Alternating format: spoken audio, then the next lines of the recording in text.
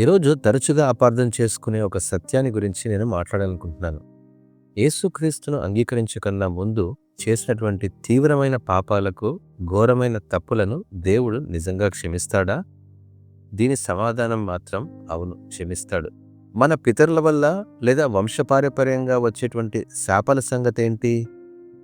అయితే గమనించండి, ప్రతి పర్యవసనాన్ని, ప్రతి బాధను, ప్రతి ప్రభావాన్ని కూడా తుడిచివేయబడుతుందా అంటే సమాధానం ఎల్లప్పుడూ కాదు. దేవుడు న్యాయం ఎలా చేస్తాడు? మన పాపాల వల్ల, మనం చేసిన తప్పుల వల్ల ఇతరులు బాధపడినప్పుడు బాధితులైన వారికి కూడా దేవుడు ఎలా న్యాయం చేస్తాడు? అంతేకాదు, వృద్ధాప్యంలో కలిగేటువంటి శరీర బాధలు వీటి పర్యవసనాలా? గమనించండి, భావోద్వేగాలను బట్టి కాకుండా, భయం నుండి కాకుండా, సాంప్రదాయం నుండి కాకుండా, లేఖనాల నుండి వీటికి సమాధానం ఇద్దాం.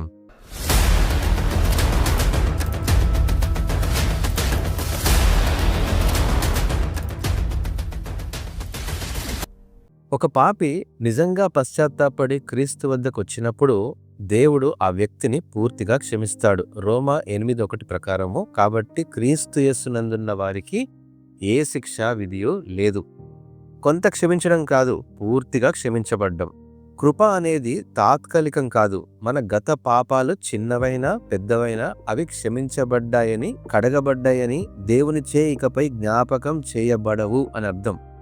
అయితే గమనించండి, రక్షణ నిత్యత్వానికి సంబంధించింది. బైబిల్ ద్వారా కొన్ని ఉదాహరణలు గమనిద్దాం. సిలువపై దొంగ రక్షించబడ్డాడు, అయినప్పటికీ శిక్ష అనుభవించాడు. ఈ వ్యక్తి నేర జీవితాన్ని గడిపాడు, అయినప్పటికీ సిలువపై పశ్చాత్తాపంతో యేసు వైపు తిరిగాడు.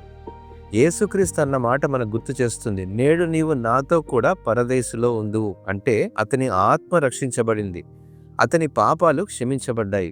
కానీ దీన్ని జాగ్రత్తగా గమనించండి, సిలువపైనే ఉండిపోయాడు ఆ దొంగ. అంటే అతడు బాధపడ్డాడు, చనిపోయాడు, చట్టబద్ధమైనటువంటి శిక్షను ఎదుర్కొన్నాడు. యేసు అతన్ని పరిణామాల నుండి తొలగించలేదు. ఈ సంఘటన మనకు స్పష్టంగా బోధిస్తుంది, రక్షణ నిత్య తీర్పును తొలగిస్తుంది, కానీ ఎల్లప్పుడూ భౌతిక పర్యవసనాలను తొలగించదు అని అర్థం. క్షమాపణ భౌతిక న్యాయాన్ని రద్దు చేయదు. ప్రియ స్నేహితులారా, రోమా 13:4 ప్రకారము, నీవు చెడ్డది చేసిన ఎడల భయపడుము, వారు ఊరకయే ఖడ్గము ధరింపరు, కీడు చేయు వాని మీద ఆగ్రహము చూపుటకై వారు ప్రతీకారము చేయు దేవుని పరిచారకులు అని వ్రాయబడింది. మీరు దేవునిచే క్షమించబడవచ్చు, అయినప్పటికీ దీనికి జవాబుదారీగా ఉండాలి.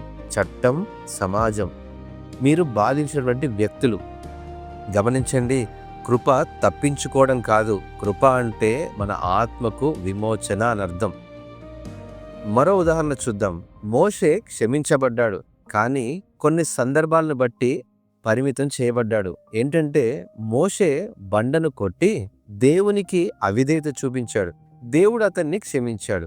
అయినా దేవుడు అతన్ని తన ప్రణాళికలో జ్ఞాపకం చేసుకున్నా, జరిగిన పొరపాటును బట్టి మోషే వాగ్దానం చేయబడిన ప్రదేశంలోనికి, కనానులో ప్రవేశం రద్దు చేయబడింది. అయితే రక్షించబడ్డాడా అంటే సమాధానం అవును. పరిణామాలు ఉన్నాయా అంటే అవును. చివరికి పరలోకానికి కూడా ఎత్తబడ్డాడు. దేవుడు కరుణామయుడు, దేవుడు పరిశుద్ధుడు. విధేయత అన్నిటికంటే ప్రాముఖ్యమైందని గమనించాలి, నేర్చుకోవాలి. హృదయం బిడ్డారా, మరో విషయాన్ని మీకు చెప్పాలని ఆశపడుతున్నాను. మనం పొందుకున్నటువంటి క్షమాపణ ఇతరులకు కలిగినటువంటి బాధను నిజంగా తుడిచివేస్తుందా అంటే తుడిచివేయదు.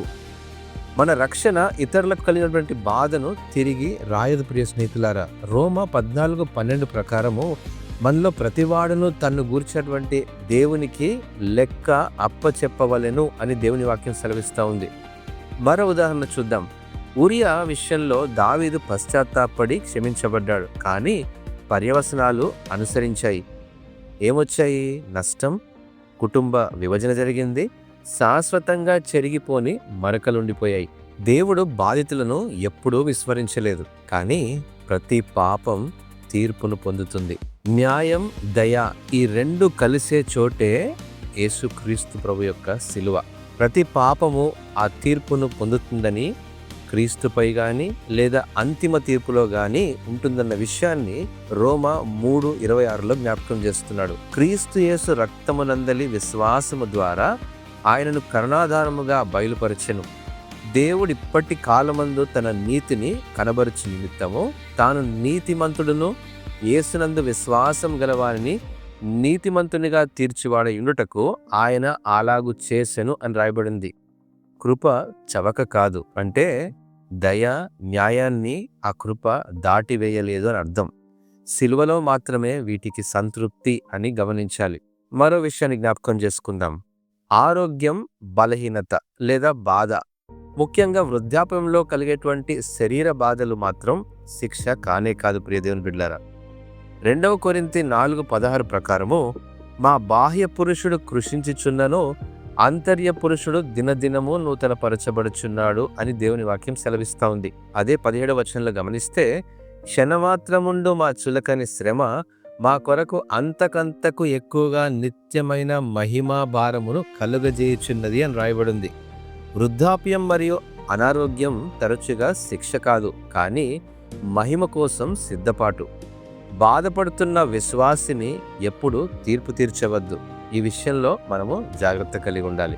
ఇక చివరిగా వంశపారంపర్యంగా వచ్చేటువంటి శాపాలు, ఈ విషయం గురించి బైబిల్ ఏమని చెబుతుంది చూద్దాం. ఇంకొంచెం లోతుగా చూద్దాం. ఈ ప్రశ్న అనేక సంఘాల్లో భయాన్ని కలిగిస్తుంది. విశ్వాసులు ఇప్పటికీ వంశపారంపర్య శాపాల కింద ఉన్నారా అంటే లేఖనం స్పష్టంగా సమాధానం ఇస్తుంది. ప్రియమైన బిడ్డలారా, గలతీ 3:13 ప్రకారం క్రీస్తు మన కోసము శాపమై మనలను ధర్మశాస్త్రం యొక్క శాపము నుండి విడిపించెను, విమోచించెను అని వ్రాయబడింది. అంటే క్రీస్తులో శాపం తొలగించబడింది. మన గుర్తింపు నూతనమైంది. నూతన సృష్టిగా మనం చేయబడ్డాము. ఎవడైనా క్రీస్తు యేసునందున్నడెలా వాడు నూతన సృష్టి అని 2 కొరింథీ 5:17లో రాయబడిన ప్రకారము మనము గమనించగలం. యెహెజ్కేలు గ్రంథము 18:20 ప్రకారము తండ్రి దోషము కొరకు కుమారుడు శిక్ష అనుభవించడు అని దేవుని వాక్యం సెలవిస్తా ఉంది. క్రీస్తును అంగీకరించినటువంటి విశ్వాసి వంశపారంపర్య శాపములో జీవించడానికి బైబిల్ సహకరించదు. కానీ శాపం తొలగించబడినప్పటికీ వాటి భౌతికమైన పరిణామాలు మిగిలిండవచ్చు. కొన్ని ఉంటాయి. నేర్చుకున్నటువంటి ప్రవర్తన కావచ్చు, కుటుంబ అలవాట్లు కావచ్చు, సాంస్కృతిక సంబంధమైన పరిస్థితులు కావచ్చు, సంబంధాలతో నష్టం కూడా మనము కలగవచ్చు. ఇవి ఆధ్యాత్మిక శాపాలు కావు.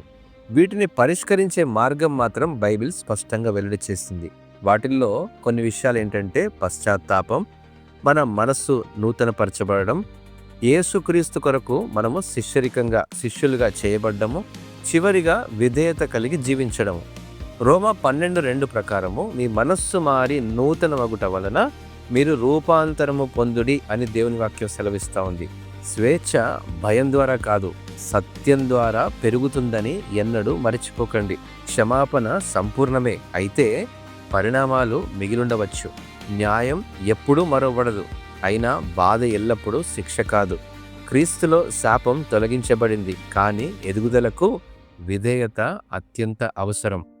దేవుడు నన్ను క్షమించాడు కాబట్టి ఇక ఏమి నాకు పట్టింపు లేదనేటువంటి క్షమించబడిన విశ్వాసి అనడు. దేవుడు నన్ను క్షమించాడు కాబట్టి నేను సత్యము మరియు వినయంతో విధేయతతో నడుచుకుంటాను అనేటువంటి ధోరణి కలిగి ఉంటాడు.